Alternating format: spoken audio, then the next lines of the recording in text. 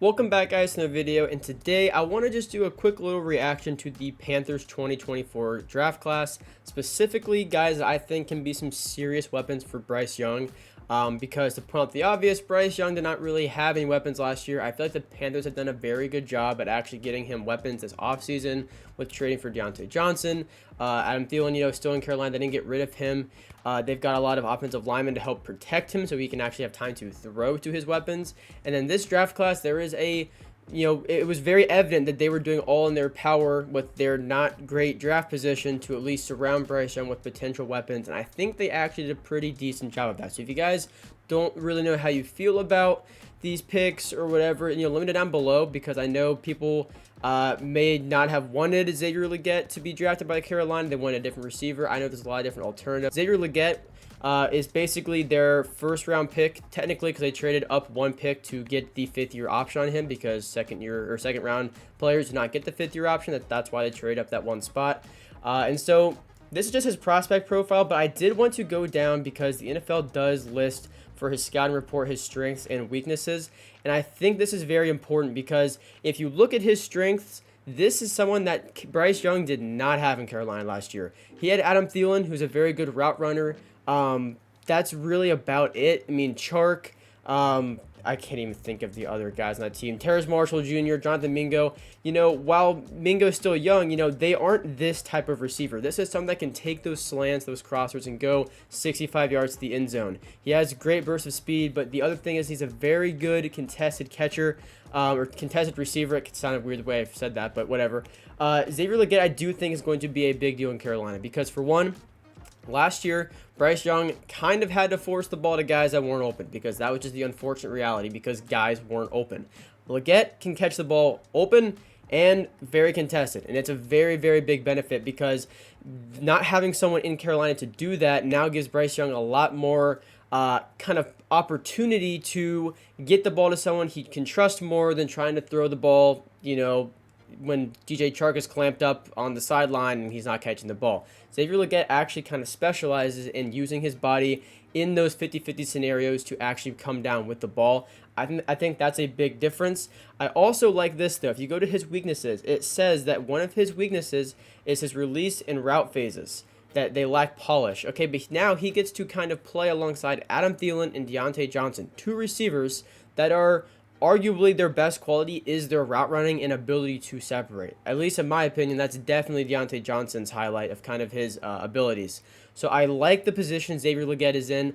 I don't think a ton will be asked of him because I do think they brought in Deontay Johnson. He's going to have a good amount of workload. Same with Adam Thielen. But I do think Xavier Legette is going to really benefit in the role they have him as. And I think while he's in that role, he will then soon be able to kind of become the guy, later this season, as the season goes on, by next year, whatever it may be. But I think his presence is going to be immediately felt because this type of player at least, just was not at all in Carolina. Really, anything he brings to the table, it just wasn't there. Though I will say the bar is relatively low for how that's kind of said, I guess. And then the last thing about Xavier Legette, I do want to say, I think it's Legette because I think he said that's how you pronounce it with like 2 E's at the first part. But I do want to show his RAS score, which is the relative athletic score. Essentially, it kind of takes guys' times for different drills like 40-yard dash, whatever, and it gives them an overall score on 1 through 10 of how athletic they are, I guess. I do just want to highlight this because, again, this type of athlete was not in Carolina, and I am really all in on Xavier Legette because of what he brings to the table, because of his size, his contested catch ability, but just for the athlete he is. I mean, Bryce Young has not had this guy to work with at all in the NFL.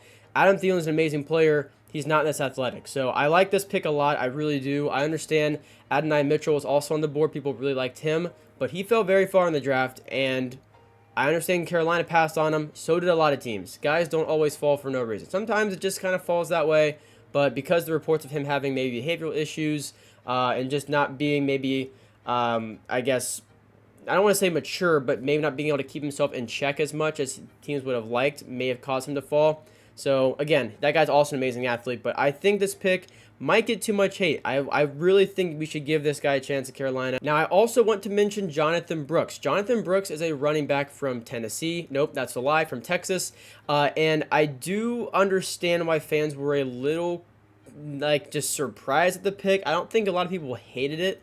It was just more surprised we took a running back in the second round, or the Panthers took a running back in the second round. Not really we. I'm not in the front office. But Jonathan Brooks is a very good player, and the Panthers do need a running back. I can't see Miles Sanders being on the team past this season. Chuba Hubbard, I think, is a very solid player, but I don't think like the running back room is going to be good enough with Chuba Hubbard as the guy and then a massive talent drop off before the next guy.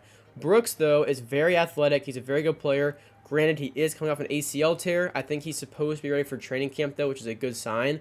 But this guy's also very good out of the backfield, which is why I love this pick for Carolina. Because while, no, I don't think I would have got running back here, I do kind of understand the line of thinking when we kind of look at his strengths. Outstanding spatial awareness to create maximum workspace as a runner. That's a big thing that Carolina didn't really have last year, which, to be fair, they didn't really have anything. I'm not really sure why I keep saying that, because the bar for what they didn't have is really on the ground. But another strength, good hands and great post-catch wiggle create added volume or value for offenses. I mean, seriously, that is what Carolina needs. It's what they, again, like I've said 1,000 times in this video already, it's what they didn't have. I understand this pick, but I also understand if you're a fan and you're very just like, why did we do this second round? I understand that. I do understand that. But I will say, I think we have to give this at least a shot, because when you look at NFL teams, I'm not going to compare him to someone like Jahmyr Gibbs or Christian McCaffrey, but when you see the way those running backs operate in offenses, it takes a lot of pressure off the quarterback. I don't think this guy's going to be as good as Jahmyr Gibbs or Christian McCaffrey, but I do understand that. I think the coach's perspective on this is to at least give Bryce Young someone underneath in the pass game to take the pressure off him having to force the ball where the ball shouldn't go, like he had to do a lot last year. Also, the coaches have said multiple times they want a strong run game. They want to be able to take the pressure off of Bryce Young, establish a run game, and Chuba Hubbard and Miles Sanders I don't think can do that. I like Chuba Hubbard, Brooks and Sanders, or even just Brooks and Chuba Hubbard, but you know, I don't think just having Hubbard as the guy, or Hubbard and Sanders, it's not good enough. I think this pick is going to be very beneficial. But again, that is assuming he comes back fully healthy from an ACL tear. But I will say I also heard that it was a full ACL tear, which was the best possible scenario for him. So hopefully he bounces back well. I am very interested to see how this pick works out, though, in Carolina, because, again, this is a very surprising pick in the second round, but I think this might be a lot more beneficial than people might realize right now. Next is Ja'Tavion Sanders, and I do think a lot of Carolina fans throughout this entire draft disagreed on pretty much every pick, but this pick, I think, was widely considered elite in the second round. This guy was graded as, like, I think a day 2, or a second round player, I think, so yeah, day 2 player. And the Panthers got him with the first pick of the 4th round. This guy's from Texas. He's a very good player, and I want to highlight once again, if you come down to his strengths and weaknesses, all of his strengths are basically his ability to impact the receiving game. So that is why at the beginning of this video I said that Carolina has evidently tried to prioritize Bryce Young in all their plans. And I really do believe that for all their offensive picks so far. And when you look at this, he's not a great blocker. Look at his strengths. Well coordinated, making leaping catches on the move, size and play, strength to play through route traffic, frames off defender, and catches with strong hands when contested. I mean, these are really good traits for a tight end, and the Panthers have not had a good tight end since Greg Olsen was here. I'm not saying this guy is going to replace Greg Olsen or live up to Greg Olsen or anything like that, but I think this guy definitely, Ja'Tavion Sanders definitely has potential to be the best tight end in Carolina since Greg Olsen, and I do wholeheartedly believe that. I think Tommy Tremble has shown potential. I just don't think he can be the guy. I think this guy can be the guy in the receiving game. I think when you look at teams when they have guys like Travis Kelce or Sam Laporta or Dalton Kincaid, those young tight ends can really make a difference in the pass game. And again, Bryce Young needs weapons. We saw that last year. He needed blockers. He needed weapons. He needed better coaching.